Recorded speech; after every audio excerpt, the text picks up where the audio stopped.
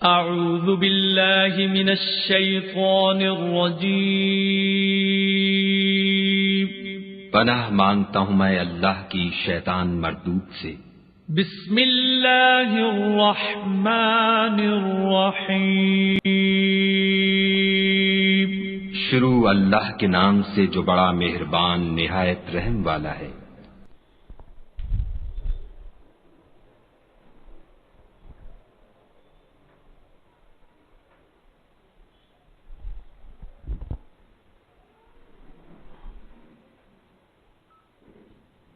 السلام علیکم ورحمۃ اللہ وبرکاتہ۔ الحمدللہ رب العالمین والصلاة والسلام علی جمیع الانبیاء والمرسلین خصوصاً علی محمد وآلہ واصحابہ اجمعین۔ اعوذ باللہ من الشیطان الرجیم بسم اللہ الرحمن الرحیم وما ارسلناک الا رحمۃ للعالمین۔ معزز حاضرین، آج ہم لوگ الحمدللہ سیرت النبی کے عنوان پر اسلامی تاریخ اور افکار سے جڑے ہوئے 9ویں لیکچر میں ہم لوگ شریک ہیں۔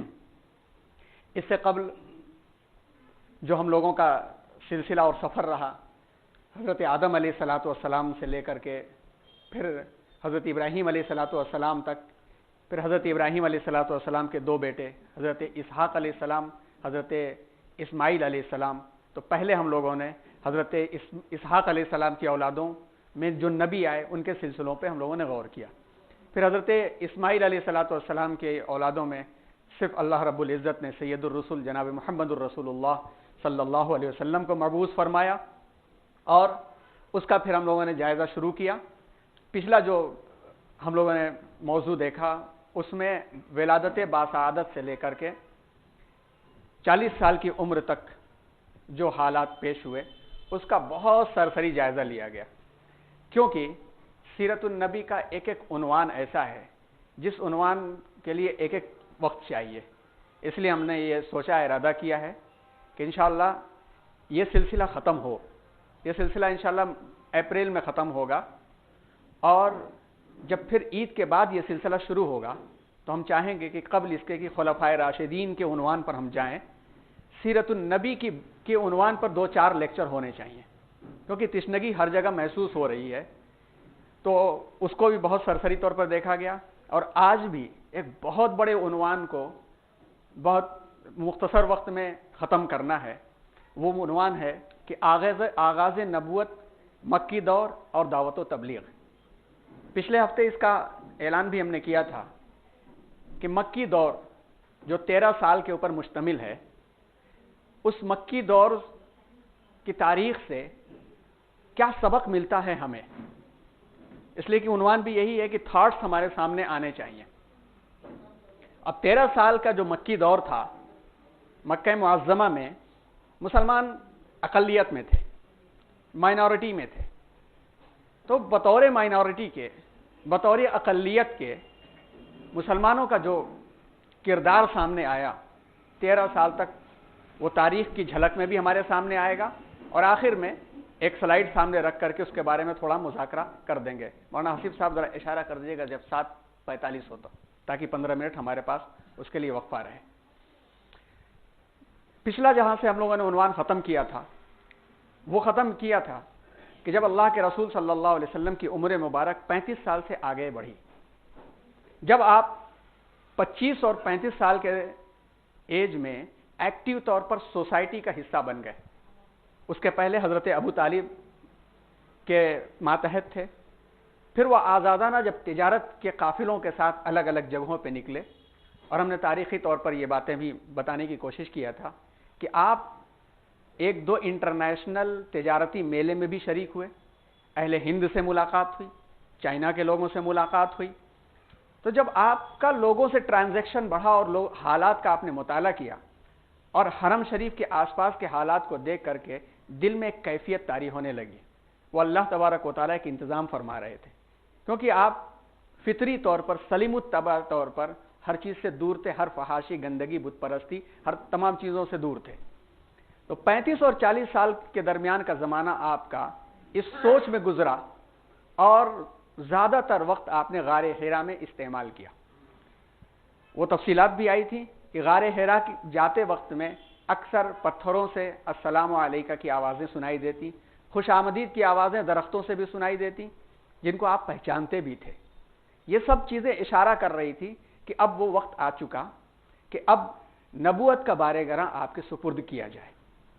اور وہیں سے ہم اپنی بات کا آغاز کریں گے کہ 17 رمضان المبارک تھی اور انگریزی تاریخ کے مطابق، عیسوی کیلنڈر کے مطابق 16 اگست سن 610 عیسوی کا زمانہ تھا۔ 6 اگست سن 610 عیسوی کا زمانہ تھا۔ اس وقت آپ کی عمر مبارک 40 سال کے قریب ہو چکی تھی۔ 40واں سال بعض کہتے ہیں مکمل ہو چکا تھا، بعض کہتے ہیں کہ 40 سال کے قریب ہو چکی تھی۔ تو آپ کا دل معاشرتی تنگیوں سے گھبرا کر مالک حقیقی کی طرف متوجہ ہونے لگا۔ یہاں پر ذرا سملیرٹی بھی دیکھیے گا کہ حضرت ابراہیم علیہ السلام اپنے گھر کے ماحول سے گھبرا کر کے خالق کی تلاش میں نکل پڑے تھے اور شواہد کو دیکھ کر کے خالق کی تلاش کرنا چاہ رہے تھے۔ اسی طرح سے حضور اکرم صلی اللہ علیہ وسلم بھی معاشرتی تنگیوں سے گھبرا کر مالک حقیقی کی طرف متوجہ ہونے لگے۔ آپ مکہ کے قریب جبل نور پر واقع غار حرا میں کئی روز گزارنے لگے۔ اسی مقام کو اللہ تعالیٰ نے اپنے جاویدہ کلام کے آغاز کے لیے منتخب کیا اور حضرت جبرائیل کے ذریعے نبوت و رسالت کے خلعت سے نوازنے کے ساتھ ساتھ قرآن مجید کے نزول کا آغاز ہوا۔ دوسرے نبیوں اور آپ صلی اللہ علیہ وسلم کی نبوت میں بہت بڑا فرق ہے۔ دوسرے نبیوں کو نبوت پہلے دی گئی، بعد میں ہدایات کی کتابیں دی گئیں۔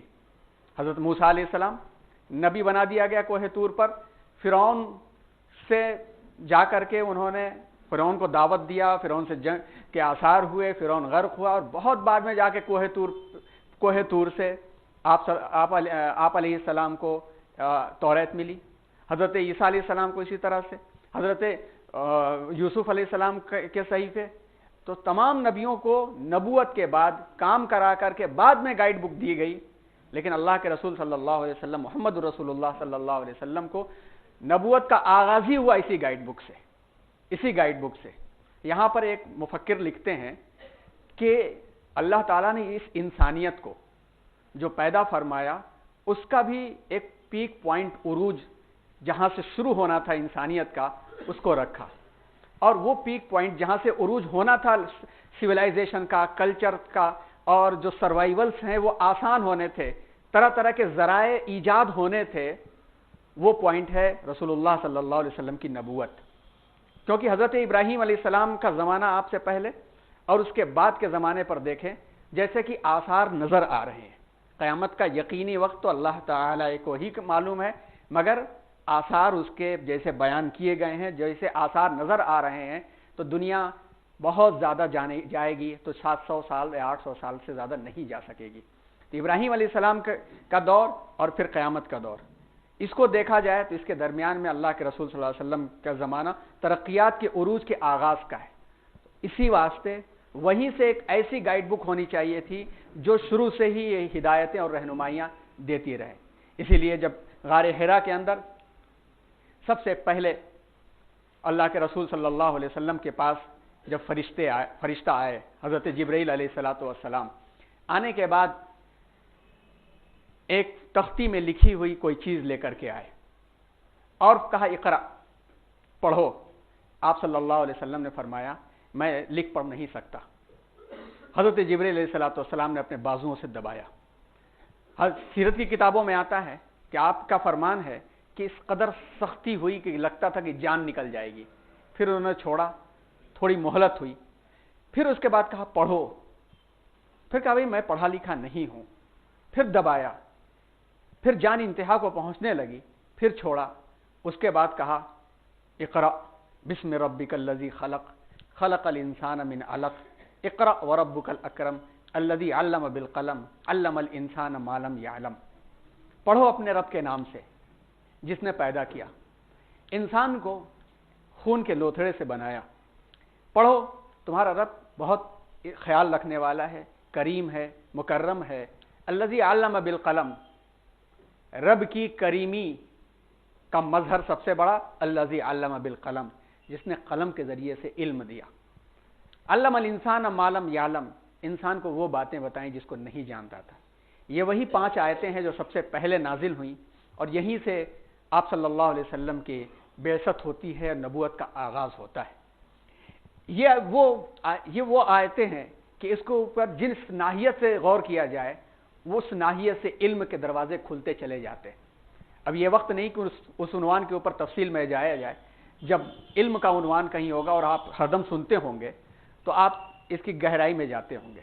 آپ مولانا مودودی رحمۃ اللہ علیہ کی تفہیم القرآن، مولانا عبد الماجد دریابادی کی تفسیر ماجدی، اسی طرح سے مولانا عبد الحق حقانی کی تفسیر حقانی، اور اسی طرح سے آپ فتح القدیر، یہ آپ تفسیروں میں ان کے نکات آپ پڑھیں تو آپ کو بہت رہنمائی ملے گی۔ اب یہاں پہ غور کیجئے کہ ایک تو رب کا نام، اس کا مطلب یہ ہو گیا کہ تعلیم کوئی 2 تعلیم نہیں ہے، دنیاوی تعلیم اور دینی تعلیم نہیں ہے۔ پتہ یہی چل گیا کہ تعلیم صرف اور صرف ایک ہے، اور وہ کون سی تعلیم ہے؟ بسم ربک، رب کے نام سے جو اس کی فرمانبرداری کے راستوں پر لے جائے، جو انسان کو انسان کے اوریجن کے مطابق آگے لے جائے۔ انسان کی اوریجن کیا ہے؟ انسان نئی نئی چیزوں کو تلاشتا ہے اور نئی نئی چیزوں کو تلاش کر کے اپنی سروائیولز کو، اپنی زندگی کو آسان کرتا ہے، تعلیم یہیں سے۔ پھر اس کے بعد بہت گہری بات یہاں پہ کہہ دی گئی، علق، اور یہ اتنی گہری بات ہے کہ دنیا نے بہت بعد میں اس پر غور کیا کہ جب ایک لچ کی شکل میں ماں کے پیٹ میں جب بچہ سیکنڈ اسٹیج میں آتا ہے لچ کی شکل میں، تب جا کر کے روح پڑتی ہے، جان پڑتی ہے وہاں سے، اور وہاں سے پھر ماں کی سوچ، ماں کے افکار، ماں کی تعلیم، ماں کا مذہب وہیں سے اثر کرنے لگتا ہے۔ یہ تحقیقات بہت بعد میں آئیں۔ تو سوچئے سائنس کی، موجودہ سائنس کی کتنی بڑی فیلڈ کو اس آیت نے کھول دیا۔ کوئی ایسی چیز بچی نہیں جو نہ آئے۔ ظاہر سی بات ہے کہ جب روح کا معاملہ آیا تو روح سے جڑی ہوئی فلسفی ہے، روح سے جڑی ہوئی سائیکالوجی ہے، روح سے جڑا ہوا میٹا فزکس ہے، روح سے جڑی ہوئی پیرا سائیکالوجی ہے، روح سے جڑا ہوا مادہ ہے۔ مادے میں گرچہ ہمارے جاننے کے مطابق علم نہیں ہے، مگر وہ مادے برابر نہ جڑیں تو پھر آرگنزم بھی نہیں بن سکتا ہے، اور پھر روح جب ہوتی ہے تو بایولوجی وجود میں آتی ہے، ہر چیز اس کے اندر آ گئی۔ پھر رب کا کریمانہ جو عنصر ہے، یہاں پہ رحم کا لفظ استعمال نہیں کیا گیا، یہاں پہ رحمان اور دیگر صفات کا استعمال نہیں کیا گیا۔ یہ بھی بہت نقطے کی بات ہے، غور کرنے کی چیز ہے، ابھی اتنی باتیں یہاں نہیں آ پائیں گی، لیکن یہاں پہ دیکھیے رب کو مکرم جو کہا گیا تو کریمانہ رب کی صفت قلم کے ذریعے ظاہر ہوتی ہے، قلم کے ذریعے تعلیم۔ یہیں سے پتہ یہ چل گیا کہ انسان کو تعلیم حاصل کرنے کے 2 ذرائع، انسان کو تعلیم حاصل کرنے کے 2 ذرائع۔ ایک ذریعہ وہ جس کو انسان پہنچ سکتا ہے تو وہ کسی نہ کسی توسط سے ہوگا، وہ ہے پین۔ اب وہ پین چاہے وہ لکھنے والا پین ہو، چاہے وہ کی بورڈ والا پین ہو، کی پیڈ والا پین ہو، جیسا کہ ڈاکٹر صاحب بھی موجود ہیں، آج ان کا شعر کا ایک مصرع یاد آیا کہ انگلیاں بولتی ہیں آنکھیں سنا کرتی ہیں۔ آج کا زمانہ یہی ہے نا، انگلیاں بولتی ہیں آنکھیں سنا کرتی ہیں، وہ بھی تو پین ہی ہے، انگلیاں بول رہی ہیں، لکھ رہی ہیں، کی پیڈ پر لکھ رہی ہیں اور کمیونیکیشن ہو رہا ہے، تو یہ سب کا سب پین۔ تو اس کا کرم کا مطلب کیا ہوتا ہے، اس پر اگر ہم غور کریں تو ایک بہت بڑی عروج و زوال کی داستان ہمارے سامنے آ جائے گی۔ کرم کہتے کس کو ہے؟ کہتے کرم کرو، اس کا مطلب ہے کہ جس کے پاس کچھ ہے وہ دے گا، جس کے پاس کچھ نہیں ہے وہ نہیں دے پائے گا۔ دنیا کے پاس زندگی گزارنے کے لوازمات، سروائیولز جتنے زیادہ ہوتے ہیں لوگ ان سے مانگتے ہیں، اور سروائیولز اور لوازمات سب سے زیادہ اس کے پاس ہوتے ہیں جو موجودہ زمانے کے پین کو پکڑ لیتا ہے، اور صرف موجودہ زمانے کے پین کو پکڑنا کریم نہیں بناتا ہے، بلکہ آئندہ آنے والے زمانے کے پین کو پہلے سمجھ جاتا ہے کہ آئندہ آنے والے زمانے کے پین کو اگر سمجھ گیا تو وہ اپنی تہذیب اور کلچر بچا لے جائے گا۔ مثال کے طور پر آج سے 50 سال پہلے جب صرف ریڈیو کا زمانہ تھا، اس وقت اس تہذیب اور کلچر کے نمائندے قرآن کی روشنی میں اس ٹیکنالوجی کا استعمال شروع کر کے آئندہ کی ٹیکنالوجی پر اگر غور کر لیا ہوتا تو آج جو فیس بک ہے یا ذرائع ہیں اس کے اوپر ہماری تہذیب اور کلچر کی نمائندگی ہوتی۔ आज ये स्मार्ट फोन्स या जो भी चीजें हैं, अब तो इस बात की मोहताज नहीं कि हम लिखें भी, बोल देंगे, बोलने के बाद वो खुद सर्च करके ला करके ट्रांसलेट करके हमारे सामने रख देता है। अब अगले साल 2017 के आखिर में, 2018 के आखिर में जो जीबो रोबोट आ रहा है घरों का मुहाफिज, एक जीबो काफी है, छोटा सा एक छोटी सी एक मशीन है, वो सब कुछ के लिए काफी है। स्कैनिंग उसके अंदर इसी बराबर है कि वो सारा काम करेगा, याद दिलाएगा, उठाएगा, आपका चेहरा देख करके वो पासवर्ड को ऑफ करेगा, ऑन करेगा, ट्रांजैक्शन करेगा। ये एक्सपेरिमेंट हो चुका है, जीबो बन चुका है और बेंगलोर की कंपनियों ने भी उसको ऑर्डर कर दिया है। ये क्या चीज है? मौजूदा जमाने का पेन, जिसके पास होगा उससे तो लिया जाएगा ना, आप हमें दीजिए, आप बड़े करीम हैं, यही लफ्ज इस्तेमाल होता है। अल्लमल इंसाना मालम यालम, उसकी करीमी यह है कि इंसान के लिए इसके जरिए से आम तौर पर, जैसे बताया कि इल्म दो जरिए से आता है, इसके जरिए से आम तौर पर वो चीजें फराहम अल्लाह रब्बुल इज्जत कर देते हैं कि मालम यालम, जिसको इंसान नहीं जानता है।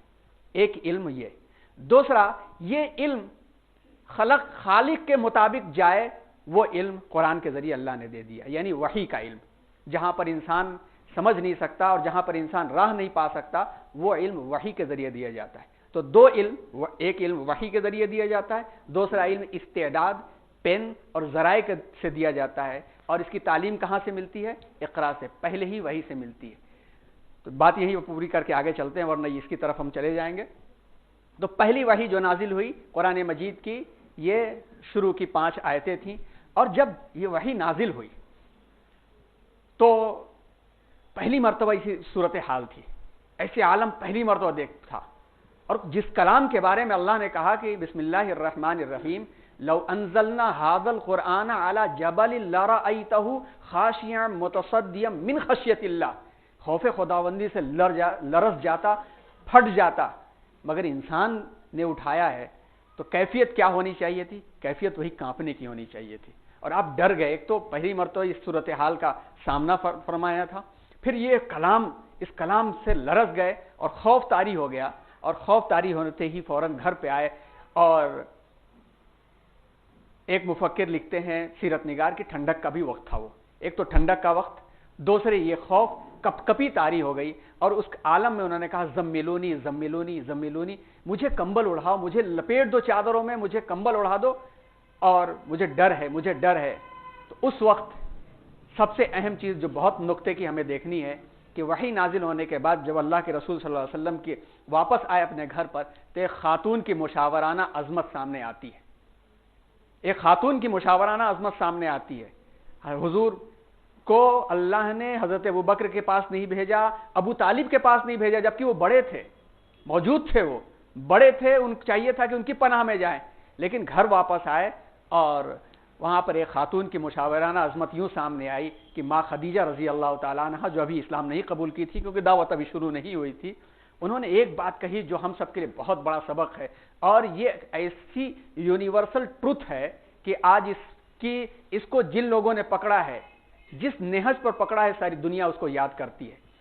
जब अब डरे हुए थे तो पूछा क्या बात है? नहीं, मुझे डर है, अपनी जान पे डर है, मुझे अपनी जान पे डर है। तो मां खदीजा ने यह नहीं पूछा कि क्या हुआ क्या हुआ क्या हुआ। काउंसलर सबसे पहले तसल्ली देता है, अपने कंट्रोल में करता है, काउंसली को अपने कंट्रोल में करता है कि पहले करीब कर लो, बाद में बातें इससे पूछेंगे। सबसे पहले मां खदीजा ने फरमाया, कल्ला वल्लाहि मा युखज़िक अल्लाहु अबदा इन्नका लतसिलुर रहीम व तहमिलुल कल व तक्सिबुल मादूम व तुक़रिउज़ ज़ईफ़ व तुईनु अला नवाइबिल हक़। ये कलमात देखिए, हरगिज नहीं, बखुदा अल्लाह की कसम, वल्लाह अल्लाह आपको कभी रुसवा नहीं करेंगे। क्यों रुसवा नहीं करेंगे? इन्नका लतसिलुर रहीम, आप रिश्तों को जोड़ते हैं। तो क्या बात निकल करके आई? रिश्तों को जोड़ने वाला कभी रुसवा नहीं होता। व तहमिलुल कल, जिसका बोझ उठाया न जा रहा हो, आलो औलाद का बोझ न उठा सके, गुर्बत का मारा हुआ हो, आप उन बोझ को उठाते हैं। व तक्सिबुल मादूम, ये वाला लफ्ज जो है आज बहुत बड़ा लफ्ज है, आज बहुत बड़ा लफ्ज है। तक्सिबुल मादूम उर्दू में तर्जुमा हम करेंगे कि दूसरों का बोझ हल्का करते हैं और मुहताजों के काम आते हैं। मगर हमारे अगर इस लफ्ज को आज की ज़बान में बोलें तो आप अपॉर्चुनिटीज पैदा करते हैं। अब सोचिए आज अपॉर्चुनिटीज पैदा करने वाले कितने लोग हैं। हमसे 2 मरतबा किसी ने गुफ्तगू किया, तीसरी मरतबा फिर फोन करके अगर पूछा तो गुस्से में हम लोग आ जाते हैं। बात करने की अपॉर्चुनिटी नहीं देते, मिलने की अपॉर्चुनिटी नहीं देते।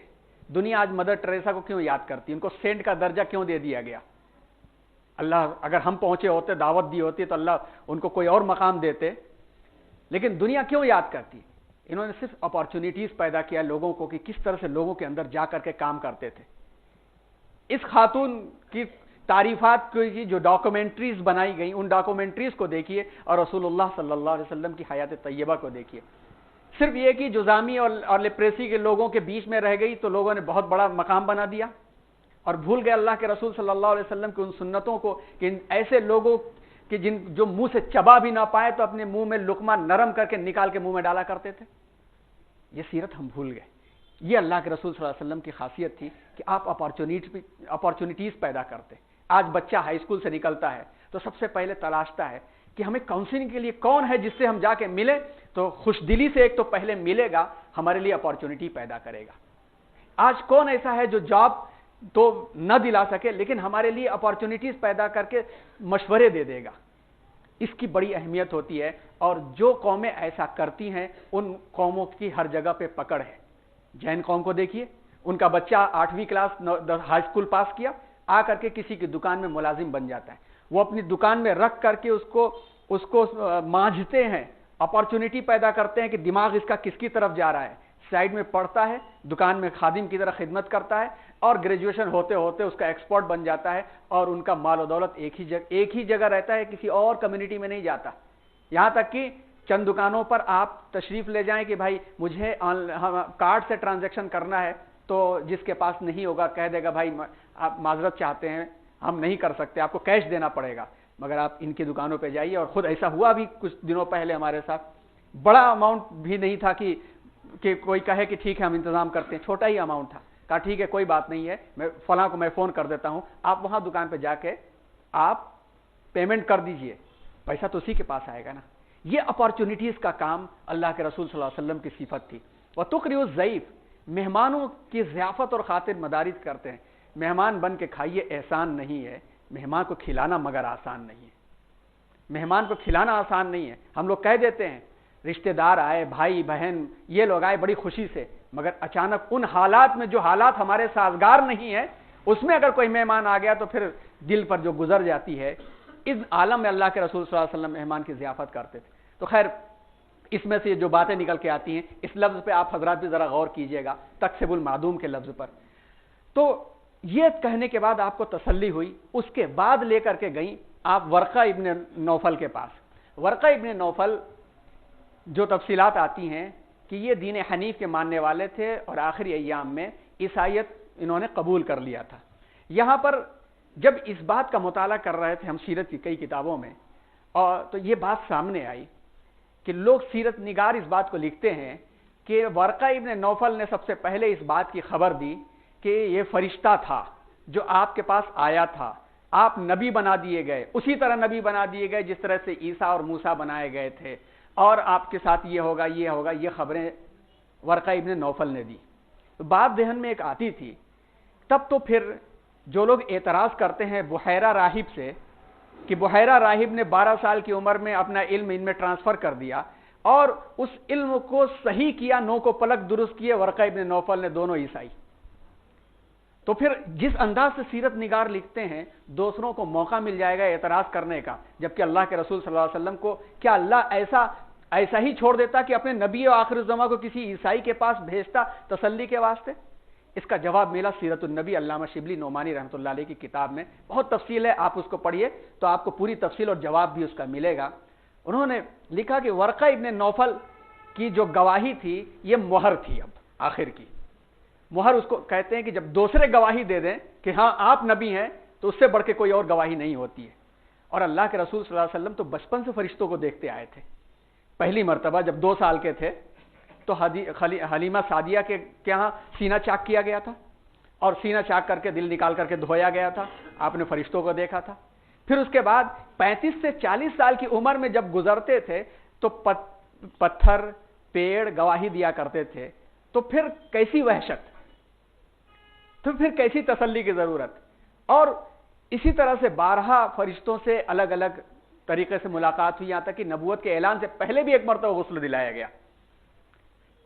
तो अल्लामा शिबली लिखते हैं कि ज़हन साजी तो पहले से ही हो चुकी थी, लेकिन चूंकि ये बारे गरां इतना जबरदस्त था कि इस बोझ की वजह से घबरा गए आप और अपनी अहलिया के पास आए, तसल्ली के अल्फाज हुए। बाद में अपने चचा के पास, वरका इब्न नौफल के पास ले गई।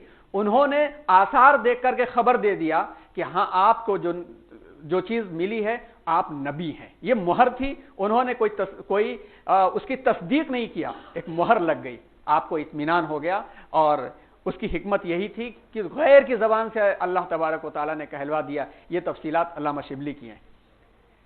जब ये चीज हो गई तो फिर इस बात को आपस में बयान करना शुरू किया। तो सबसे पहली ईमान लाने वाली हजरत उम्मुल मोमिनीन हजरत खदीजतुल कुबरा रजी अल्लाह ताला अन्हा है। यहां पर भी एक खातून की मुसावियाना अजमत आती है। कोई मजहब ऐसा नहीं है कि जिस मजहब के अंदर फौरन खवातीन ने साथ दिया हो। हजरत नूह की बीवी ने साथ नहीं दिया, हजरत लूत की बीवी ने साथ नहीं दिया। कितनी ऐसी मिसालें आपको मिल जाएंगी, लेकिन यहां पर सबसे पहले खातून ने न सिर्फ जबान से कहा, बल्कि जैसे ही पता चला ईमान लेके आई। फिर अली इब्न तालिब तो साथ ही रहा करते थे, बल्कि आप सल्लल्लाहु अलैहि वसल्लम ने हजरत अबू तालिब से उनको ले लिया था कि हम परवरिश करेंगे।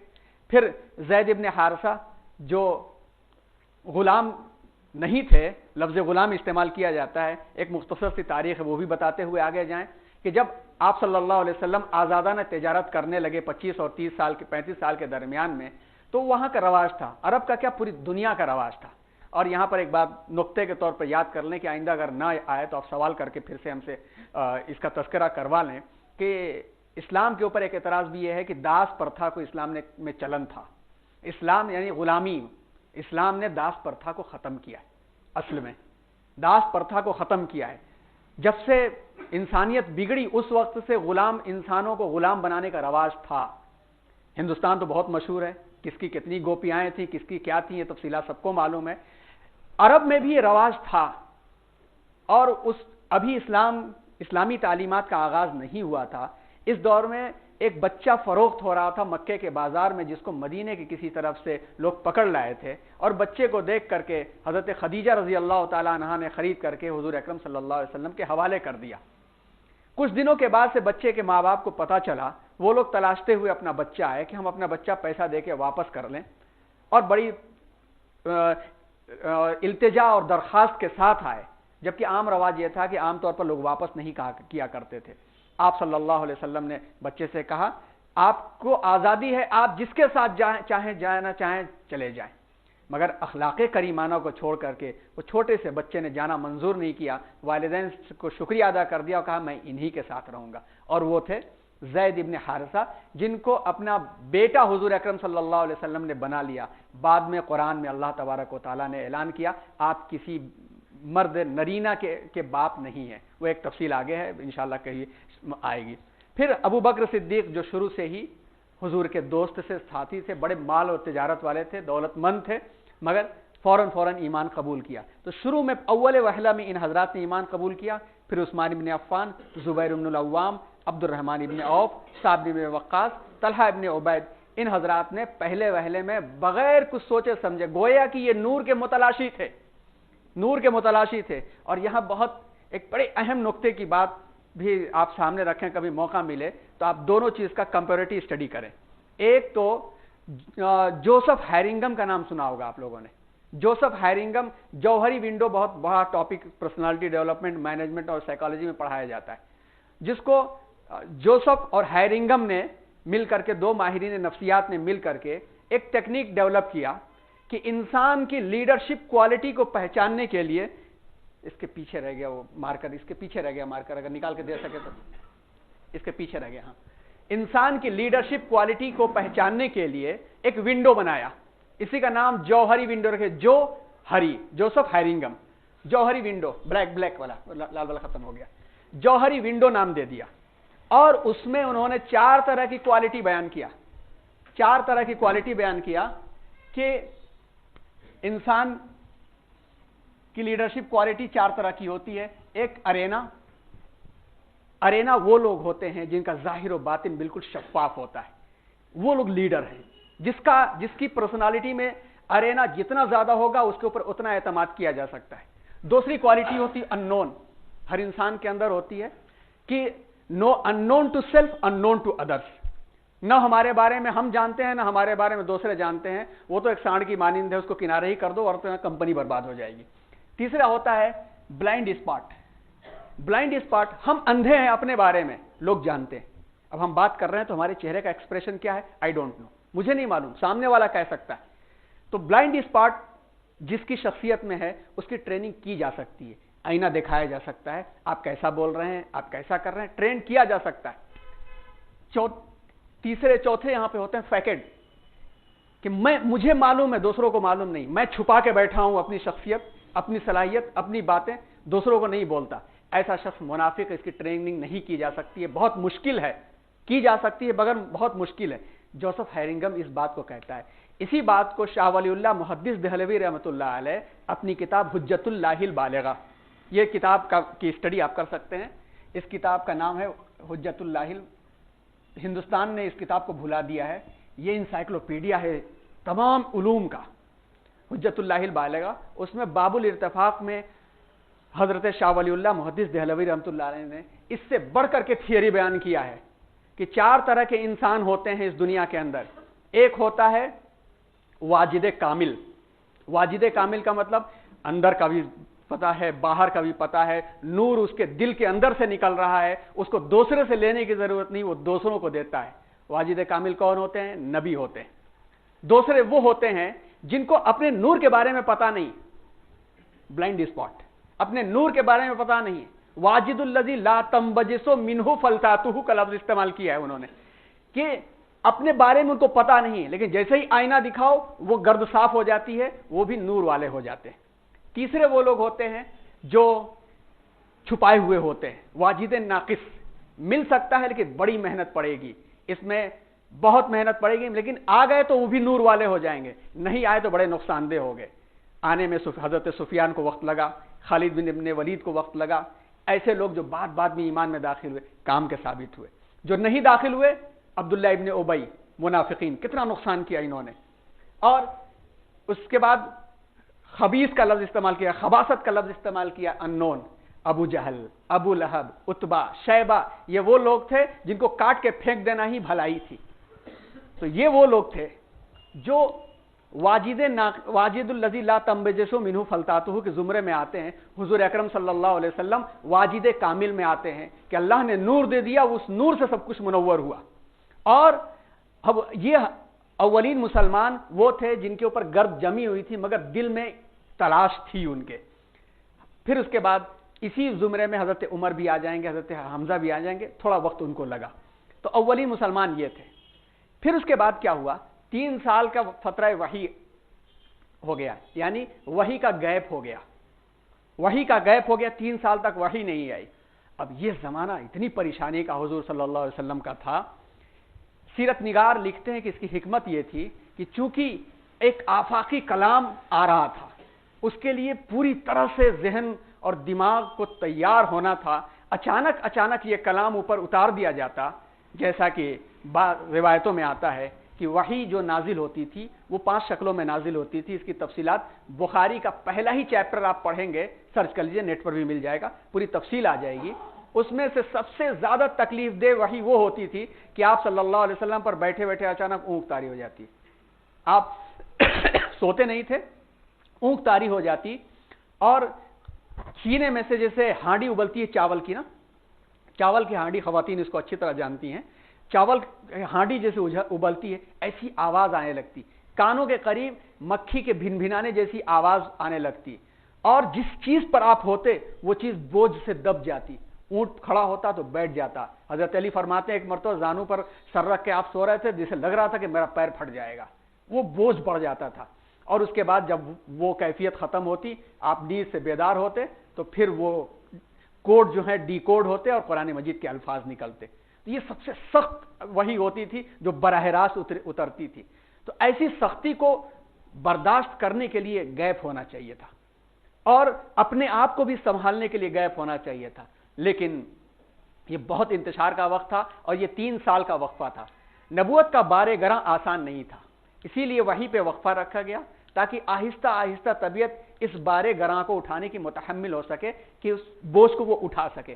لیکن کام بھی آسان نہیں تھا، کیونکہ کام اتنا آسان نہیں تھا کہ صرف عیسیٰ کی طرح دعوت دے دی جائے کہ لوگوں کے سر پہ ہاتھ پھیرا تو بال نکل آیا، اور اللہ کے حکم سے مردوں پر ہاتھ پھیرا تو وہ اٹھ گیا، اور گھر کے غلے بتا دیے، لوگ پیچھے پیچھے چلے آئے۔ یہ آسان نہیں تھا، اور حضرت موسیٰ کی طرح بھی نہیں تھا کہ قوم کو لے کے چلیں۔ یہ تو پوری دنیا ہمیشہ ہمیشہ رہنے والی، جو دنیا جب تک دنیا رہے تب تک کی دعوت تھی، بلکہ زندگی کے ہر شعبے میں عمل پیش کرنا تھا، جس میں اپنی ذات کے ساتھ ساتھ ایک پوری جماعت کی ضرورت تھی۔ اسی لیے جب بھی وقفہ طویل ہو جاتا تو آپ پریشان ہو جاتے۔ تو اس 3 سال کے وقفے میں جو لوگ آئے، آپ غور کیجئے، ان لوگوں کی جماعت نے ہی پوری دنیا کو دین پھیلایا ہے۔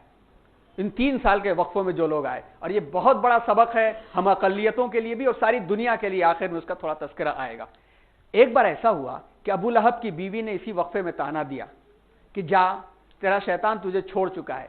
یہ ابو لہب اور اس کی بیوی کا جھگڑا بہت پرانا ان سے تھا، یہ خاندانی رقابت تھی جو بعد میں ابھر کے آئی تھی، کیونکہ آپ ابو لہب اور ایک مرتبہ حضرت ابو طالب کے اندر لڑائی ہو گئی تھی۔ ابو لہب حضرت ابو طالب کے اوپر چڑھ گیا تھا۔ حضور صلی اللہ علیہ وسلم بچے تھے اور طاقت تو تھی، اور ابو لہب کو انہوں نے ابو طالب کے اوپر سے اٹھا دیا، وہیں سے یہ خار کھائے بیٹھا ہوا تھا۔ کبھی آپ صلی اللہ علیہ وسلم سے خوش نہیں رہا وہ، لیکن جب آپ صلی اللہ علیہ وسلم نے اس دین کے بارے میں اپنے رشتہ داروں دوستوں کو بتانا شروع کیا تو لوگوں میں مشہور ہو گیا کہ اس کے پاس کوئی شیطان آتا ہے جو آ کر کے کچھ عجیب عجیب باتیں کرتا ہے۔ ابھی دعوت دینا نہیں شروع کیا تھا، رشتہ داروں کو دوستوں کو اس بارے میں بتا رہے تھے آپ، اور جماعت جو ہے دار ارقم میں جمع ہوتی تھی۔ تو ابو لہب کی بیوی نے ایک مرتبہ طعنہ دیا کہ جا، تیرا شیطان چھوڑ کے بھاگ گیا تجھے۔ اب حضور صلی اللہ علیہ وسلم اسی کیفیت میں، طعنہ مل گیا نا، ذہنی پریشانی تھی، پہاڑ پہ جا چڑھے کہ زندگی کو ختم کر ڈالے۔ اللہ تبارک و تعالیٰ نے جبریل کو ان کی اصلی شکل میں بھیج دیا، اور پہلی مرتبہ حضرت جبریل علیہ السلام اپنی اصلی شکل میں اس مقام پر آئے اور انہوں نے خدا کا حکم سنایا کہ آپ واقعی نبی ہیں۔ پھر اس کے بعد یہ آیتیں نازل ہوئیں، بسم اللہ الرحمن الرحیم، والضحیٰ واللیل اذا سجا ما ودعک ربک وما قلا وللآخرۃ خیر لک من الاولی ولسوف یعطیک ربک فترضی الم یجدک یتیما فآوی ووجدک ضالا فہدی ووجدک عائلا فاغنی فاما الیتیم فلا تقہر واما السائل فلا تنہر واما بنعمت ربک فحدث۔ قسم ہے صبح کی اور قسم ہے رات کی جب وہ چھا جائے، آپ کا رب آپ سے غافل نہیں ہوا ہے، آپ کو اس نے یوں ہی نہیں چھوڑ دیا ہے، اور جو چیز آنے والی ہے، جو چیز بعد کی ہے وہ پچھلی چیز سے زیادہ بہتر ہے۔ وَلَسَوْفَ يُعْطِيكَ رَبُّكَ فَتَرْضَىٰ، اور آپ کا رب آپ کو اتنا دے دے گا کہ آپ خوش ہو جائیں گے، اس انداز سے دے دے گا کہ آپ خوش ہو جائیں گے۔ الم یجدک یتیما فآویٰ، آپ تو یتیم تھے، کیا آپ کے رب نے آپ کے اطراف لوگوں کو حفاظت کرنے والے، نگرانی کرنے والے، تربیت کرنے والے نہیں بنا دیے؟ ووجدک ضالا فہدی، آپ تو پریشان حال ہو گئے تھے، ذہن میں بات نہیں آ رہی تھی کہ کیا کریں، تو آپ کے رب نے آپ کو ہدایت نہیں دی، اور آپ جو تھے آپ کے پاس کچھ بھی نہیں تھا، کچھ مال و دولت بھی نہیں تھا، مگر آپ کے رب نے آپ کے لیے ایسا انتظام کیا کہ آپ غنی ہو گئے۔ تو آپ بھی اس بات کو یاد رکھیے کہ کسی یتیم کو آپ مت جھڑکیے گا۔ آپ کے رب نے آپ کو جس انداز سے دیا ہے، آپ بھی یتیموں کے ساتھ اچھی طرح سے پیش آئیں۔ کوئی مانگنے والا آئے تو اس کو آپ جھڑکیے گا نہیں، معافی طلب کر لیجئے۔ اسی لیے ہم نے اپنے بزرگوں کو دیکھا ہے، ہم لوگوں کو یہی سکھایا گیا ہے کہ کوئی مانگنے والا اگر آ جائے تو اس کو ترشی سے بات نہ کی جائے۔ ہاں، اگر وہ فراڈ دکھ رہا ہے اور جس سے ترشی سے بات کرنا ضروری ہے کہ اس کے فراڈ سے لوگ بچیں تو وہ ایک الگ بات ہے، لیکن جس کو ہم نہیں جانتے، ہم بھگا نہیں سکتے، منع کیا گیا ہے کہ بھائی بابا معاف کرو، بابا معاف کرو کا لفظ استعمال کرایا گیا۔ تو یہاں تک کہ اگر کسی کو ہم نہیں جانتے ہیں، سرخ اونٹ پر بھی اگر وہ آتا ہے، اگر ہے تو دے دینا چاہیے۔ آج کی زبان میں کہ نہیں جانتے ہیں، مرسیڈیز بھی روک کر کے مانگے کہ 2 روپے دے دو چائے پینے کا، اگر نہیں معلوم ہے تو دے دینا چاہیے، اور اگر معلوم ہے اس کے شر سے لوگوں کو بچانا ہے تو پھر ہمیں لوگوں کو اطلاع کرنے کی اس کی اجازت ہے۔ تو یہ آیتیں نازل ہوئیں، اس کے بعد سے پھر حکم ہوا فَاصْدَعْ بِمَا تُؤْمَرُ۔ اب 3 سال ہو چکے ہیں، اب آپ جائیے اعلان کیجئے۔ آپ صلی اللہ علیہ وسلم نے دور حاضر کی مروجہ سب سے بڑی تکنیک کا استعمال کیا سب سے بڑی ٹیکنالوجی کا استعمال کیا. اب سوچئے کہ نبوت اور قرآن کا علم دیا جا رہا تھا تو ہونا تو یہی چاہیے تھا کہ خانہ کعبہ سے بڑھ کے کوئی جگہ تھی نہیں, خانہ کعبہ سے بڑھ کے کوئی جگہ نہیں تھی. آپ صلی اللہ علیہ وسلم نے زمانے کی سب سے بڑی ٹیکنالوجی کا استعمال کیا, مگر اس ٹیکنالوجی کی گندگی کو نہیں استعمال کیا. اس پوائنٹ کو سامنے رکھیے. ٹیکنالوجی کیا تھی کہ اس وقت کسی کو سب سے بڑا اعلان کرنا ہوتا تو وہ صفا پہاڑی پر چڑھ جاتا اور صفا پہاڑی پر چڑھ کر کے اپنا کپڑا اتار دیتا تھا. یہ سمبل تھا کہ موسٹ امپورٹنٹ نیوز سنائی جانے والی ہے. آپ صلی اللہ علیہ وسلم نے اس تبرک والے کام کو خانہ کعبہ سے اعلان نہیں کیا, اس زمانے کی ٹیکنالوجی کو استعمال کیا, مگر اس زمانے کی گندگی کو نہیں استعمال کیا. اپنے لباس میں رہے اور چڑھ گئے اور یا صباحا کی آواز بلند کی. سارے لوگ جمع ہو گئے اور جمع ہونے کے بعد آپ صلی اللہ علیہ وسلم نے سب سے پہلے سوال کیا, کیا تم مجھے جانتے ہو؟ سب نے کہا ہاں. آپ نے کبھی جھوٹ نہیں بولا, آپ کو صادق اور امین کہتے ہیں ہم, آپ جو کہیں گے وہ بات غلط نہیں ہو سکتی.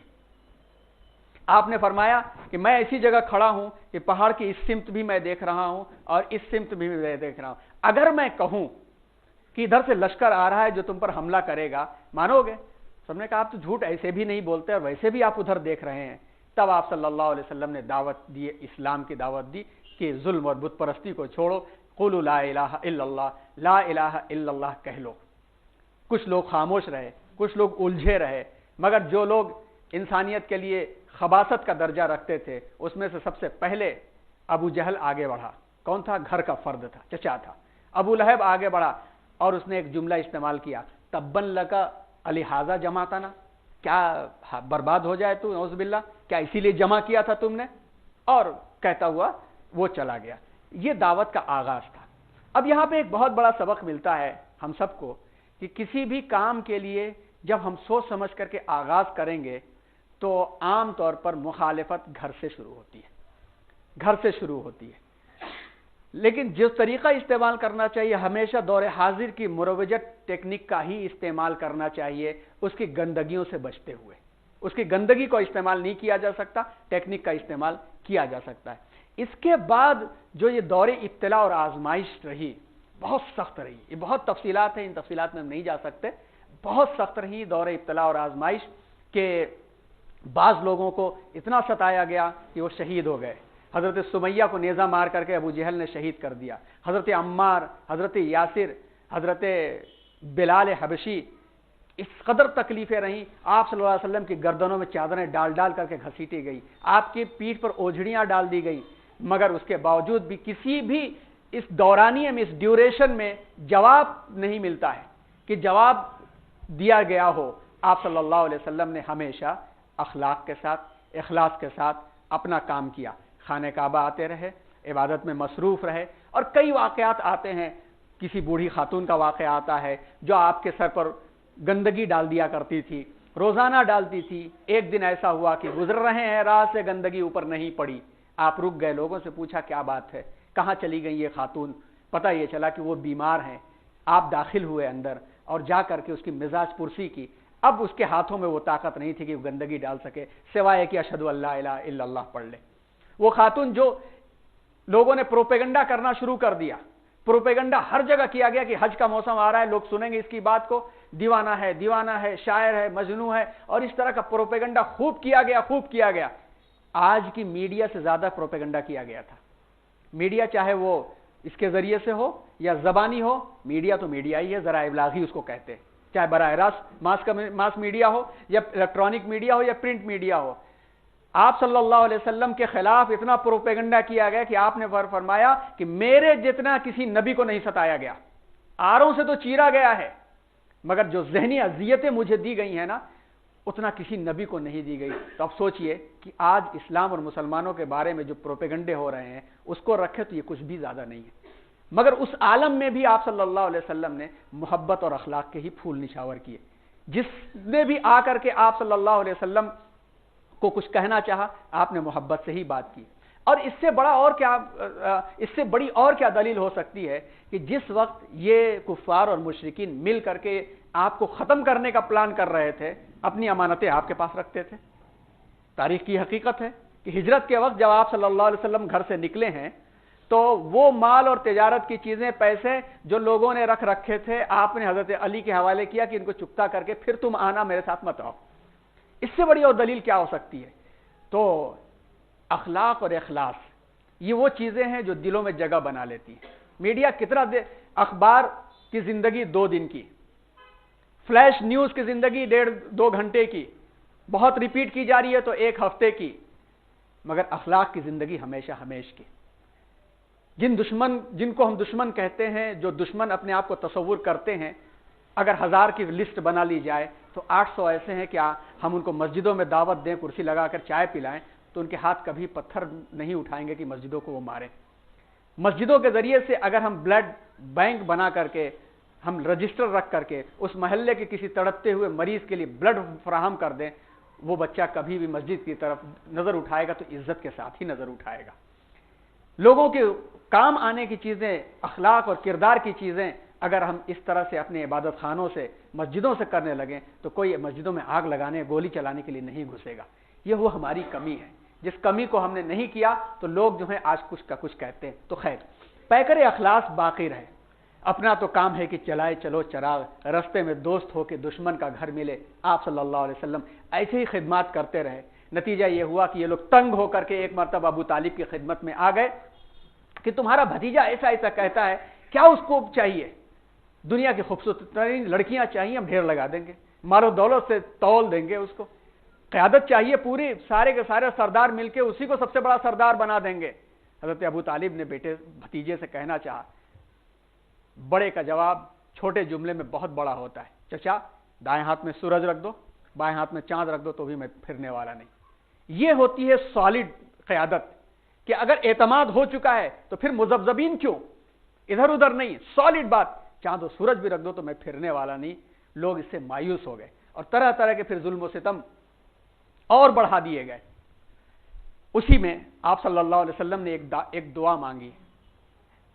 ابو جہل، اس کا بھی نام عمر تھا، اور خطاب کے بیٹے، ان کا بھی نام عمر تھا۔ یہ اپنے علاقے کے دبنگ لوگ تھے، زبردست لوگ تھے۔ اللہ کے رسول صلی اللہ علیہ وسلم نے ان میں سے کسی ایک کا ایمان اللہ سے مانگ لیا، اور اللہ رب العزت نے خطاب کے بیٹے عمر کو ایمان سے نوازا۔ یہ 2 لوگ جب اسلام کے اندر آئے تو یہ پہلا موقع تھا کہ اسلام مضبوط ہوا۔ حضرت حمزہ تو یوں ہی حضور کے خالازاد بھائی بھی تھے، جیسا کہ بتایا تھا اس کے پہلے لیکچر میں کہ چچا بھی تھے۔ جب عبد المطلب اپنے بیٹے کی شادی کرنے کے لیے گئے تو آمینہ کی بہن سے خود ان کی شادی ہوئی تھی، تو اس طرح سے وہ چچا بھی تھے اور خالازاد بھائی بھی تھے، اور عمر میں زیادہ فرق بھی نہیں تھا، اور بڑی محبت کرتے تھے۔ اسلام نہیں لائے تھے، اکثر شکاروں میں گھوما کرتے تھے، مگر ایک مرتبہ آئے تو ایسے ہی وہ پسینے سے شرابور تھے۔ کسی نے بتایا کہ ابو جہل نے تیرے بھتیجے کے ساتھ بہت زیادتی کی ہے، مارا بھی ہے۔ یہ غصے میں آیا اور جا کے ابو جہل سے کہا، چل میں کلمہ پڑھتا ہوں، مار کے دکھا۔ اور اس میں اللہ تبارک و تعالیٰ نے دامن اسلام میں شامل کر کے سید الشہداء کا لقب دے دیا۔ سوچئے نبی سے ادنا الفت کا آغاز کتنے بڑے مقام کو پہنچاتی ہے، سید الشہداء کا لقب ان کو دیا گیا۔ پھر حضرت عمر رضی اللہ تعالی عنہ کے اسلام کا واقعہ، جو لاؤبالی نوجوانوں کی طرح تھے، لیزے فیر کی طرح سے، لیکن جو زمانے کا پروپیگنڈا چل رہا ہے اس کا شکار تھے، اور غصے میں آ کر کے ایک دن سوچا کہ لوگ بس یوں ہی باتیں کر رہے ہیں، کوئی ہمت نہیں کر رہا ہے، ہم ہی آگے بڑھتے ہیں، اور تلوار لے کے نکل لیے۔ اللہ تبارک و تعالیٰ نے گھر کے ماحول کو بنا دیا تھا۔ یہاں ایک نقطہ اور نکل کے آتا ہے کہ جب گھر کا ماحول بن جاتا ہے تو برائیاں خود بخود کم ہونے لگتی ہیں۔ گھر کے ماحول میں بہنوئی اور بھائی نے ایمان قبول کر لیا تھا، اور راستے میں جب اطلاع ملی کہ پہلے جا کر کے گھر کی خبر لو، واپس آئے اور اس غصے کے عالم میں بہت مارا بہنوئی کو۔ بہن بچانے آئی، ان کو بھی مارا، لیکن بہن کا خون دیکھ کر کے ان کی طبیعت نرم ہوئی۔ بہن نے کہہ دیا عمر مار بھی ڈالے گا تو بھی ہم اسے پھرنے والے نہیں ہیں۔ ایک بہن کا مضبوط جواب بھائی کو دامن اسلام میں لاتا ہے۔ پھر انہوں نے اس کلام کو سنا، اور پھر دامن اسلام میں جب داخل ہوئے تو پہلا لفظ استعمال کیا کہ جب ہم حق پر ہیں تو کیوں چھپ کر کے ہم رہیں، اور جا کے مکے سب سے پہلے انہوں نے اعلان کیا وہاں جا کر کے، اور نماز ادا کی خانہ کعبہ کے اندر، کسی کو جرأت نہیں ہوئی۔ تو اسلام کو مضبوطی ملی۔ پھر اس کے بعد ہجرت حبشہ، جب بہت زیادہ زیادتی ہونے لگی تو اب اللہ کے رسول صلی اللہ علیہ وسلم نے صحابہ کرام کو حکم دیا کہ آپ اس قریب کے علاقے میں آپ تشریف لے جائیں، حبشہ آپ جائیے، وہاں کا بادشاہ ईसाई है और लोग वहां पर एहतराम करेंगे। तो मक्का मुकर्रमा से साहिल से अंदर से कश्ती के जरिए लोग हबशा आए। हबशे में भी जब गए तो वहां पर इनसे मुशरिकीन मक्का से बर्दाश्त नहीं हुआ कि उनको छोड़ा जाए, इन्होंने प्रोपेगेंडा वहां भी पहुंचा दिया। अब देखिए प्रोपेगेंडा कहां कहां पहुंचता है, प्रोपेगेंडा वहां भी पहुंचा दिया और जा करके इन मुशरिकीन मक्का ने डायरेक्ट नज्जाशी के दरबार में सामना नहीं किया, बल्कि वहां के पुजारियों को और वहां के जो उलमा उनके थे उनको साथ मिलाया। आलिम बनता है तो दुनिया बनती है, आलिम बिगड़ता है तो मस्जिदों में लड़ाइयां होती हैं। उलमा को साथ उनके मिलाया। इन सादतना व कुबराना अदल्लुन सबील, कुरान कहता है ना कि जब लोगों को फरिश्ते हका हका के किनारे ले जा रहे होंगे, हुजूर पूछेंगे कि भाई क्यों इनको किनारे लेकर के जा रहे हो, क्यों किनारे लेकर के, उम्मती है मेरे। तो फरिश्ते कहेंगे ये वो लोग हैं जिन्होंने कुरान छोड़ रखा था, इत्तखज़ु हाज़ल कुरान महजूरा, ए आका इन्होंने कुरान छोड़ दिया था। हुजूर कहेंगे ले जाओ, इनको ले जाओ। तो फिर कौन सिफारिश करेगा? इसीलिए डॉक्टर असलम परवेज साहब ने जो कहा कि अल्लाह ने कहा, उस पैगाम को उन्होंने सुनाया, कुरान फर्ज किया है, कुरान से जुड़े हम, ले जाओ किनारे, ले जाओ किनारे। तो चिल्लाएंगे इन सादतना व कुबराना अदल्लुन सबील, अरे हमारे मौलवियों ने तो हमें भटकाया है, हमारी कोई गलती नहीं है। अल्लाह फरमाएंगे अकल तो तुम्हें भी दी थी, हर एक के लिए ज़ैफ़ है, हर एक के लिए एक से बढ़ के एक अजाब है। उन पादरियों और मौलवियों को उनके बहकाया, ईसाइयों के, ये जाकर के दरबार में ऐसा सीन बनाया गोया कि ये बागी हैं और नया दीन ईजाद कर रहे हैं। नज्जाशी घबरा करके सबको पकड़वा लाया और कहा कि अगर आप सही जवाब नहीं दोगे तो फिर तुम यहां से सही साली वापस जा नहीं सकोगे। उस वक्त अल्लाह तबारक व तआला ने हजरत जाफर तैयार, हजरत अबू तालिब के बेटे, हजरत अली के भाई जो ईमान में दाखिल हो चुके थे, बहुत तेज रफ्तार थे, इसीलिए इनका नाम तैयार था, दौड़ते बहुत तेज थे कि दौड़ते हुए घोड़े को पकड़ लेते थे। उन्होंने अय्युहल मलिक कुन्ना कौमन जाहिलिया से जो तकरीर की है, वो तकरीरें आज भी उन अल्फाज को याद करो तो दिल के अंदर एक जज्बा आ जाता है कि ऐ बादशाह, हम लोग एक जाहिल कौम थे, बुत पूजते थे, मुर्दार खाते थे, बदकारियां करते थे, हमसायों को सताते थे, भाई भाई पे जुल्म करता था, कवि लोग कमजोरों को खा जाते थे। इस इसना में हमें एक शख्स पैदा हुआ जिसकी शराफत और सिद्क़ व दयानत से हम लोग पहले से वाकिफ थे, 40 साल तक लोग वाकिफ थे। इसने हमको इस्लाम की दावत दी और यह सिखलाया कि हम पत्थरों को पूजना छोड़ दें, सच बोलें, खूनरेजी से बाज आएं, यतीमों का माल न खाएं, हमसायों को आराम दें, अफीफ औरतों पर बदनामी का दाग न लगाएं, नमाजें पढ़ें, रोजे रखें, ज़कात दें।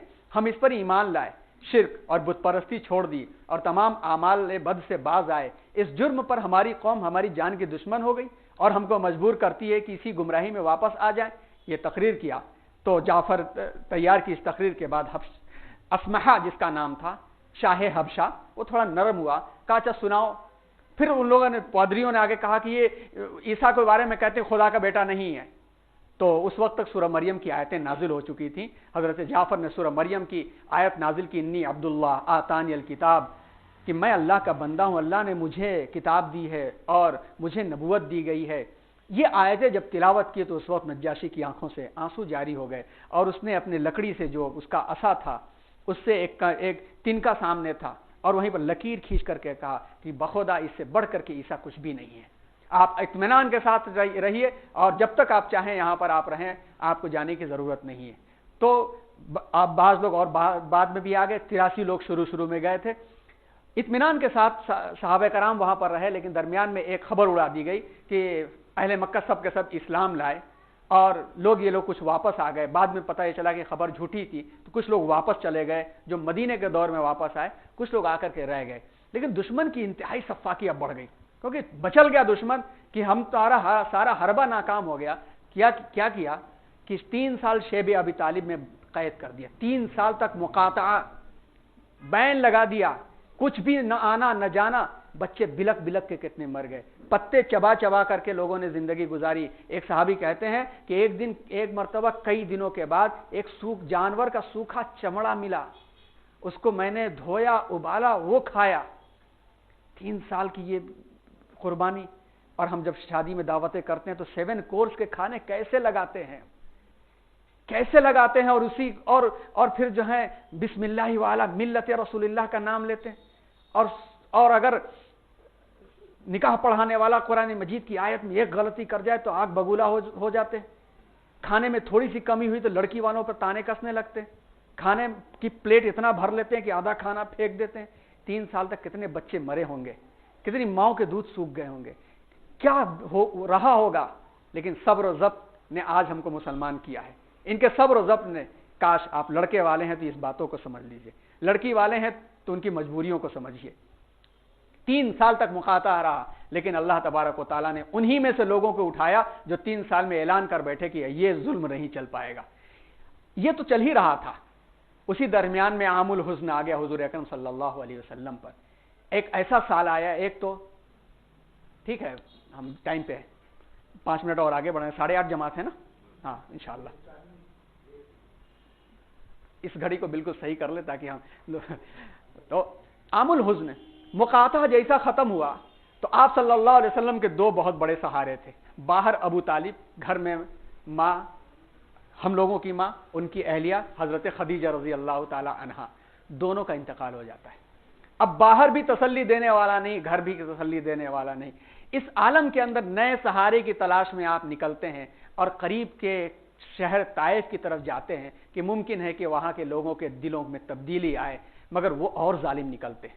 यहां तो जुल्म से रोकने वाले लोग थे कि इनको मारोगे तो इनका खानदान खड़ा हो जाएगा, और वहां तो लोगों ने पत्थरों से मारा। औबाशों नौजवानों को लगा दिया जो लिहो करके पत्थर मार मार करके पीछे पीछे चल रहे थे, और खून, पेशानी मुबारक का खून जूती तक आ गया। हमारे असातिज़ा कहते हैं कि बखुदा अगर एक खून का कतरा अगर टपक गया होता उस दिन जमीन के ऊपर, अल्लाह उसी दिन धरती को बर्बाद कर देता। और आप बाग में आते हैं, एक गुलाम अब्दास थे जो थोड़ा पानी पेश करते हैं, वहां पर जब आकर के आप बैठते हैं तो आकर के थके हुए हैं, बैठे हुए हैं, जख्म खाए हुए हैं, दिल टूटा हुआ है, जहन मुंतशिर है और जख्म भी लगे हुए हैं। उस आलम में फरिश्तों से बर्दाश्त नहीं होता है, फरिश्तों से बर्दाश्त नहीं होता है। और आकर के कहते हैं आका हुक्म दीजिए, इन दोनों पहाड़ों के बीच में इस शहर को ऐसा मैं पीस दूंगा कि पता नहीं चल सकेगा हम और आप क्या करते हैं। मगर रहमतुल लिल आलमीन थे, उन्होंने कहा ये ईमान नहीं लाते हैं, आने वाली नस्ल ईमान लाएगी। आज कितना बड़ा मरकज है वो। उसके बाद जो शिकायत करते हैं अल्लाहुम्मा अश्कू इलैका ज़ाफ़ क़ुव्वती व क़िल्लत हीलती व हवानी अलन नास, मैं कमजोरी की शिकायत अल्लाह तुझसे करता हूं, क्या मुझको ऐसे ही दुश्मनों के हवाले छोड़ देंगे जो मुझे परेशान कर दे। जब बिल्कुल टूट करके अल्लाह से जब हुजूर अकरम सल्लल्लाहु अलैहि वसल्लम ने दुआ किया, तो ये अल्लाह की सुन्नत है, अल्लाह का तरीका है कि जहां इंसानियत की हुदूद खत्म होते हैं तब रब्बुल इज्जत की मदद आती है। सितारे जिसकी गर्दे राह हो वो कारवां तू है, सफर मेराज होता है। उसी के बाद अल्लाह तबारक व तआला खाने काबा से एक मरतबा हजरत जिब्रील अलैहिस्सलातु वस्सलाम को भेज करके सफर मेराज के लिए ले जाते हैं, और यह सफर 2 शिफ्टों में होता है। पहला इसरा होता है, दूसरा मेराज होता है। इसरा कहते हैं रात के चलने को, मेराज कहते हैं ऊपर नीचे से ऊपर जाने को।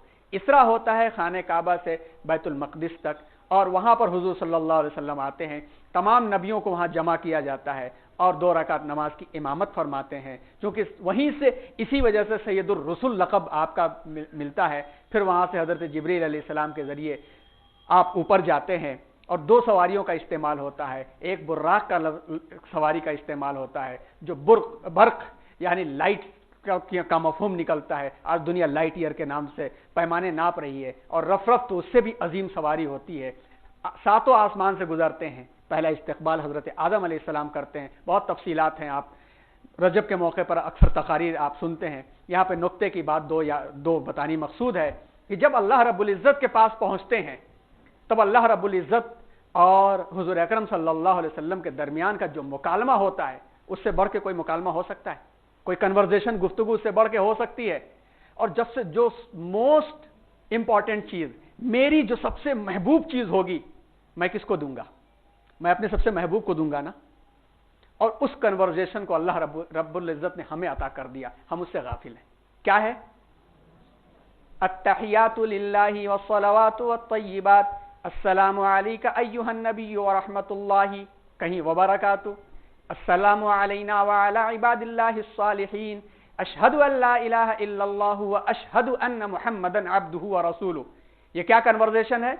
ये अल्लाह और उसके रसूल और फरिश्तों का कन्वर्जेशन है। जब आप सल्लल्लाहु अलैहि वसल्लम पहुंचते हैं, तरतीब बाद में चूंकि आपकी ज़बान मुबारक ये मिली है, इसी तरतीब से पढ़ते हैं। जैसे ही आप जाते हैं, अस्सलामु अलैका अय्युहन नबी, सलाम होता है अल्लाह की जानिब से, ऐ नबी आप के ऊपर सलामती ही सलामती हो और अल्लाह की रहमतें और बरकतें आपको मिले। तो जो सलामती है उसको सलामती कौन दे सकता है भाई? आप सल्लल्लाहु अलैहि वसल्लम ने उस मकाम पर भी अपनी उम्मत को नहीं भुलाया। फरमाया अस्सलामु अलैना व अला इबादिल्लाहिस सालिहीन, अल्लाह तेरे जितने भी नेक बंदे हो मैं आपके इस सलामती को उन तक भी ट्रांसफर करता हूं। सवाल होता है क्या लाए हो? अत्तहियातो, जितनी भी अच्छी गुफ्तगुएं हैं, बेस्ट कन्वर्सेशंस, अच्छी जबानें, ये तमाम की तमाम मैं अपनी तमाम अच्छी बातें आपके लिए लेके आया हूं। वत्तय्यिबातो, हर पाकीज़ा चीज पहनने की खाने की मैं आपके लेकर के आया हूं, यानी आपके नाम से मैं करता हूं। वस्सलवातो, और तमाम इबादतें, जिक्र, अज़कार, तस्बीहात सिर्फ सब के सब आपके लिए। फिर सलाम होता है, फिर जवाब होता है। जब ये चीजें हो रही थी तो फरिश्ते यूं ही महवे हैरत से, सारी दुनिया का निजाम रोक दिया गया था, सारी दुनिया का निजाम रोक दिया गया था। क्योंकि जब हुजूर सल्लल्लाहु अलैहि वसल्लम तशरीफ ले गए थे और सातों आसमान, जमीन और बैतुल मक़दिस, जन्नत और जहन्नम का दूर से नजारा, जन्नत की सैर, सब कुछ करने के बाद वापस आए तो पानी बह रहा था, कुंडी हिल रही थी, बिस्तर वैसे ही गर्म था। इस नुक्ते को आज समझना कोई मुश्किल नहीं है। हमारे वालिदा के मामू, उन्होंने शेखुल हदीस हज़रत मौलाना ज़करिया साहब रहमतुल्लाह अलैह की ज़बानी जो बात सुनी थी, उन्होंने हमसे सुनाया कि उस ज़माने में शेखुल हदीस ज़करिया साहब रहमतुल्लाह अलैह ने मिसाल दिया था कि उस ज़माने में कानपुर से दिल्ली के दरमियान में एक नॉन स्टॉप ट्रेन चली थी, नई ट्रेन चली थी। अंग्रेज़ों का ज़माना था और नई ट्रेन चली थी। तो उस वक्त में जो ये नॉन स्टॉप जो ट्रेन जब चलती, स्टेशन से छूटती तो दरमियान के तमाम ट्रैफिक को रोक दिया जाता।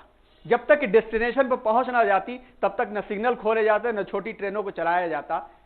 तो आपने मिसाल दिया कि तुम ये मिसाल याद रखते हो, जब दुनिया का सबसे अजीम शख्स निकल रहा है सफर पर तो अल्लाह तबारक व तआला ने कायनात की हर चीज को मुंजमिद कर दिया। टाइम मुंजमिद हो गया तो फिर बचा क्या?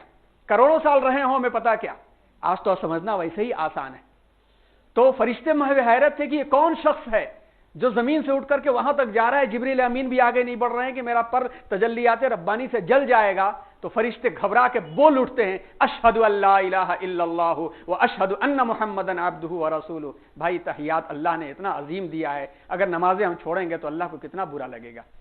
फिर 3 हदिये यहां से जाते हैं तो अल्लाह तबारक व तआला भी 3 हदिये देते हैं। पहला हदिया देते हैं कि ऐलान कर दो जिसने मेरे साथ गद्दारी नहीं की मैं माफ कर दूंगा। और गद्दारी क्या है? वो शिर्क है।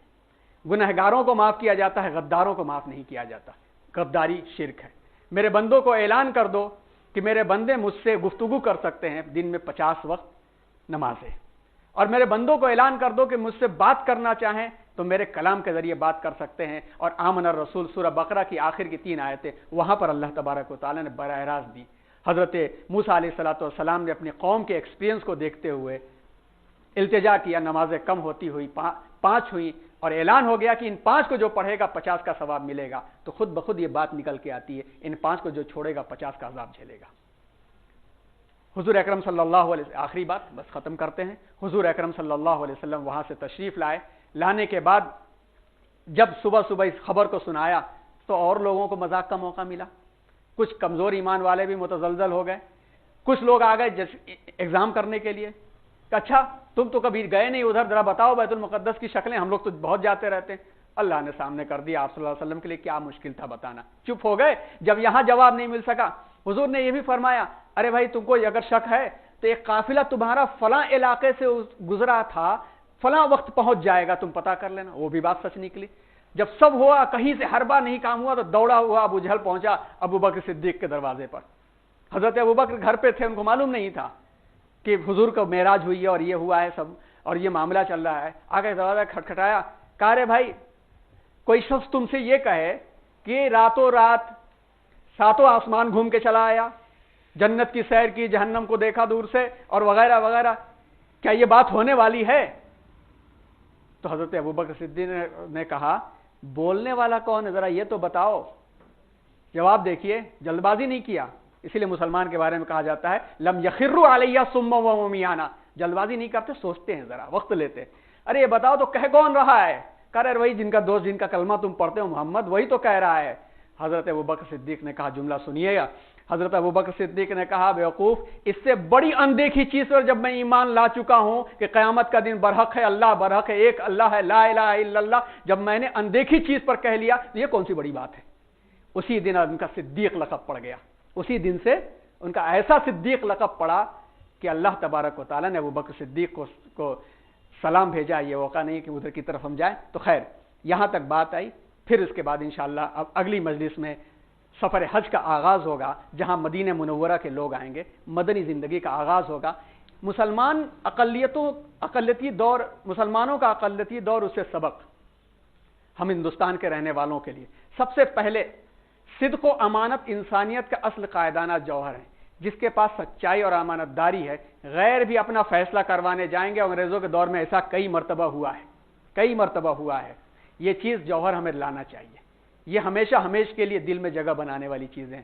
پھر اس کے بعد کسی بھی دوررس کام کے حسن آغاز کے لیے 3 سال کی خاموش محنت بڑی کام کرتی ہے بھائی۔ 3 سال فترہ ہوا تھا نا، 3 سال کے اندر سچا کون ہے غلط کون ہے جانچ ہو جاتی ہے۔ 3 سال کی جو ٹیم تیار ہوئی، اصل میں اسلام کو پوری دنیا میں بھیجنے والے لوگ وہی ہیں، چاروں خلفائے راشدین اصل وہی ہیں۔ تو 3 سال کی محنت ہوئی۔ اب سوچئے ایک چھوٹی سی مثال، حالانکہ یہاں پہ فٹ نہیں ہوتی ہے، مگر چونکہ آپ سے اس کو جوڑ رہے ہیں مثال کے طور پر، جب گورنمنٹ نے ٹیپو سلطان شہید یونیورسٹی کا اعلان کیا تھا، 5 یونیورسٹیوں کا اعلان ہوا تھا نا، ایک یونیورسٹی ٹیپو سلطان کے نام سے تھی۔ پیپروں میں 4 یونیورسٹیوں کے بارے میں ہم تلاشتے رہ گئے، نہ کسی کو شال اڑائی گئی، نہ کسی کو مبارکباد دی گئی، نہ اس کے بارے میں جلسے ہوئے، نہ جلوس ہوئے۔ حضرت ٹیپو سلطان شہید یونیورسٹی کے بارے میں اتنے جلسے اور جلوس ہوئے کہ دوسروں نے طے کر دیا کہ زمین نہیں لینے دیں گے، اور نہیں بن پائی۔ اور دوسروں کی یونیورسٹیوں کا ہم تلاش رہے ہیں۔ پہلا کانوکیشن ان کا ہوا تو انشاءاللہ ہو سکتا ہے کہ 3-4 سال میں کانوکیشن بھی وہ کرنے لگے۔ ہم کام کو شروع کرتے ہی بہت بڑے بڑے جلسوں سے آغاز کرتے۔ دارالعلوم دیوبند کا آغاز ایک شاگرد ایک طالب علم سے ہوا، اور خاموشی سے کام ہوتا رہا تو پوری دنیا کے اندر اس کے شاگردان پھیلے ہوئے۔ اسی لیے جب بھی کوئی بڑا کام کرنا ہو تو 3 سال تک اپنے آپ کو جانچنا چاہیے کہ ہماری ٹیم خاموشی سے کام 1 2 3 4 اور 3 سال میں فردن جو کام ہوتا ہے وہ بہت بڑا کام ہو جاتا ہے۔ اس لیے 3 سال کی محنت، جب بھی کوئی کام کریں تو مکی دور کو پہلے ہمیں رکھ لینا چاہیے۔ پھر اس کے بعد 3 سال میں تو یہ بہت دشواری ہوں گی، ممکن ہے کہ کہیں اس سے بھی گزرنا پڑا، بائیکاٹ سے بھی گزرنا پڑے، طائف جیسی تکلیف بھی دل کو برداشت کرنی پڑے گی۔ ہم 3 سال ان تکلیفوں کے اندر، یعنی اب آگے 3 سال سے باہر، ان تکلیفوں کے اندر ہمارے گروپ میں سے کسی سے اگر بہت تکلیف پہنچ رہی ہے تو اس گروپ کو کاٹ کے مت پھینکو، تھوڑا انتظار کرو، کہیں ایسا نہ ہو کہ وہ ٹوٹے ایک اور مدرسہ بن جائے، یہ ٹوٹے ایک اور مسجد بن جائے، ایسا نہ ہو۔ اس لیے جڑ کر کے برائیوں کو گریز کر کے درگزر کر کے ایڈجسٹ کرنے کا کام کریں۔ ہر عظیم کام کے آغاز میں آزمائشیں ہوتی ہیں، اور جب انسانی حدیں ختم ہو جاتی ہیں تب خدا کی نصرت آتی ہے۔ معراج، نماز مقصد پر کاربندی کا ایک دستور العمل ہے۔ نماز اسی لیے دی گئی کہ اب تمہاری ٹریننگ 10 سال کی ہو چکی ہے، 10 سال ہو چکے تھے، 10 سال کی ہو چکی ہے۔ اب نماز کے ذریعے سے تم اپنے آپ میں مستحکم رہو گے اور تم مضبوط رہو گے۔ اسی لیے ہمارے کسی بھی کام کا ایک مینیفیسٹو ہونا چاہیے۔ بزنس اگر حکمت ہمارے پاس ہے، کسی نہ کسی کو ٹرین کرنا چاہیے، تاکہ یہ حکمت جو ہمارے پاس اللہ کی بہت بڑی دین تھی، حکیم اجمل اور اس طرح کے حکیموں کا معاملہ، حکمت ختم کیوں ہو گئی؟ اس لیے کہ ہم نے ایک دستور العمل بنا کر کے اس علم کو دوسروں تک نہیں پہنچایا۔ ہمارے پاس ایسا مینیفیسٹو ہونا چاہیے۔ کسی بھی عظیم کام کے استحکام میں اولین اصحاب وفا کی بہت اہمیت ہوتی ہے۔ شروع میں جس کام کے لیے اچھے لوگ مل جاتے ہیں وہ کام بہت آگے چلا جاتا ہے، اچھے لوگ نہیں ملے تو نہیں جاتا ہے۔ اسی لیے دیکھیے حضرت خدیجہ، حضرت ابوبکر، حضرت عثمان، حضرت علی، پھر بعد میں حضرت عمر اور طلحہ اور زبیر، یہ تمام کے تمام لوگوں نے کتنا عظیم کام دیا۔ اچھے لوگوں کی تلاش بھی جاری رہنی چاہیے اور اچھے لوگوں کے لیے دعا بھی کی جا سکتی ہے۔ حضور اکرم صلی اللہ علیہ وسلم نے حضرت عمر کے لیے دعا کیا کہ جو صرف نہ صرف محبت اور اخلاق کے اعتبار سے حضرت ابوبکر صدیق تو مشہور تھے ہی، اب عمر بہادری میں مشہور تھے کہ فوراً ایکشن کرنے والے، مگر جلد باز اور بہادر کی ٹریننگ کر لی جائے، اس کے اندر تھوڑی اسٹیبلٹی آ جائے تو وہ بہت بڑا وہ قائد بنتا ہے، اور حضرت عمر سپر پاور بن گئے بعد میں چل کر کے۔ قائد مرد اہن ہوتا ہے، مگر اخلاق و کردار دشمنوں کے دلوں میں جگہ بنا لیتے ہیں۔ حضور اکرم صلی اللہ علیہ وسلم ایک مرد اہن تھے، सूरज रख दो, चांद रख दो, तब भी मैं हटूंगा नहीं। आंख उठा दिया तो किबला बदल गया। लेकिन 13 साल दौर के अंदर मार खाई, चोट खाई, मगर दुआएं करते रहे। बूढ़ियों का बोझ उठाया, गाली दे के जा रही है, नाम तक नहीं बताया। बाद में नाम पूछा तो सर झुका के बताया कि मैं ही मोहम्मद हूं। जाने वाला साथ साथ आ जाता।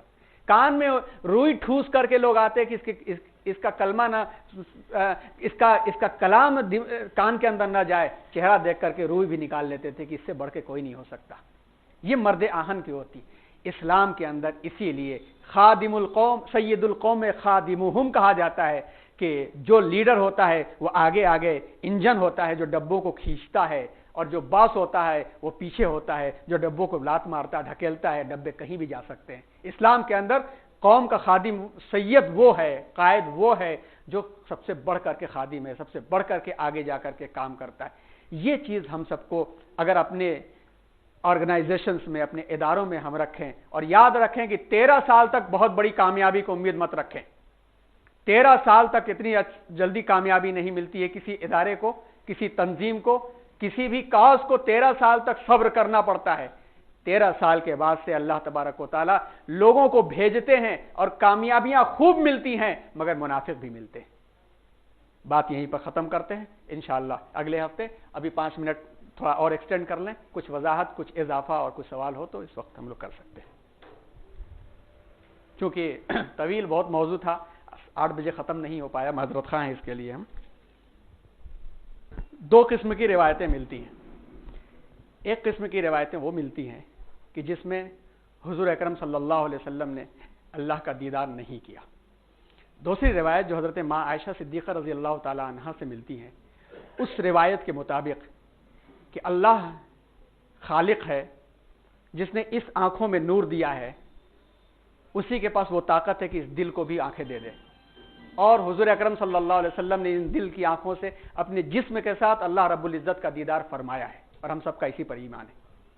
अपने जिस्म के साथ मेराज हुई थी, और अल्लाह ने, बुखारी की हदीस से आप इसको तलाश कर सकते हैं, अल्लाह ने वो आंखें दी जिससे आप सल्लल्लाहु अलैहि वसल्लम ने अल्लाह तबारक व तआला का दीदार फरमाया है, और हम सबका इसी पर ईमान है। और रूहानी मेराज 2 और भी हुई है ख्वाब की हालत में, मगर जिसका हम तस्करा कर रहे हैं, और कुरान में उसका सूरह बनी इसराइल में तस्करा भी है कि ये मेराज, जिस्मानी मेराज अल्लाह के रसूल सल्लल्लाहु अलैहि वसल्लम की एक हुई है, रूहानी यानी ख्वाब की हालत में 2 और हुई है। वो हम लोग का ईमान है। और ये इसी मुताबिक मुफस्सिरीन और हमारा साज़ा कराम और अल्लामा शिबली, मौलाना अबुल हसन अली नदवी, सैयद अबुल आला मौदूदी और इस तरह के तमाम जितने मुफस्सिरीन और सीरत निगार हैं, सबका यही कौल है। जो वजह ये समझ में आती है कि ये जो किताब दी गई वही किताब नबूवत के तमाम चीज़ों के लिए गाइड है, इसलिए कि बाद में चल करके वमा अरसलना का इल्ला रहमतल लिल आलमीन और ला नबी बादी, इन तमाम चीज़ों से साबित होता है कि इंसानियत की तमाम इंसानियत, आने वाली इंसानियत के लिए आप सल्लल्लाहु अलैहि वसल्लम ही नबी थे। इसीलिए पहले गाइड बुक दे दी गई ताकि उसी की रहनुमाई में पूरी ज़िंदगी सबकी गुजरे। और साथ साथ में कि चूँकि पहले की किताबें मुरतब शक्ल में, जैसे अलवाह में तौरेत को दिया गया, तो अल्लाह की तरफ से ये हिदायत आई जिस पर लोगों को कारबंद होना था, लेकिन ज़िंदगी के हर मैदान के अंदर अमली तौर पर हुजूर को पेश करके उसको दिखाना था, अमली तौर पर पेश करके दिखाना था। इसीलिए ज़रूरी ये था कि थियरी भी होनी चाहिए, अमल भी होना चाहिए, इसीलिए साथ साथ ये चीज़ें दी गई। ख़ास तौर पर दरख्वास्त आप तमाम हजरात से ये है कि मौका तो निकालना ही चाहिए, नहीं कहेंगे मौका मिले तो, मौका तो निकालना ही चाहिए। इक़रा का सबक कम से कम हम सबको पढ़ लेना चाहिए। इक़रा की शुरू की 5 आयतें और 1-2 मुफस्सिरीन नहीं, अगर अरबी ज़बान पर कुदरत हो तब तो कहने ही क्या, अगर अरबी ज़बान पर कुदरत ना हो तो किसी को अगर अल्लामा तंतावी की तफसीर जवाहिरुल कुरान मिल जाए, 26 जिल्दों में है जवाहिरुल कुरान, अभी अरबी में उसका ट्रांसलेशन हो चुका होगा, जवाहिरुल कुरान मिल जाए, वो नहीं तो मारिफुल कुरान मौजूद है, तफहीमुल कुरान मौजूद है, तदब्बुर कुरान मौजूद है, तफसीर माजिदी मौजूद है। आप 3-4 तफसीरों को पढ़ें और उनके अल्फाज पर गौर करें और उसके हालात को सामने रखें, तो इंशाअल्लाह इतने पहलू, इतने राहें खुलती हैं। फिर किसी भी काम को आगाज़ करें तो मक्के की ज़िंदगी को एक मरतबा पढ़ लें तो इंशाअल्लाह बहुत रहनुमाई मिल जाएगी। अस्सलामु अलैकुम व रहमतुल्लाहि व बरकातहू।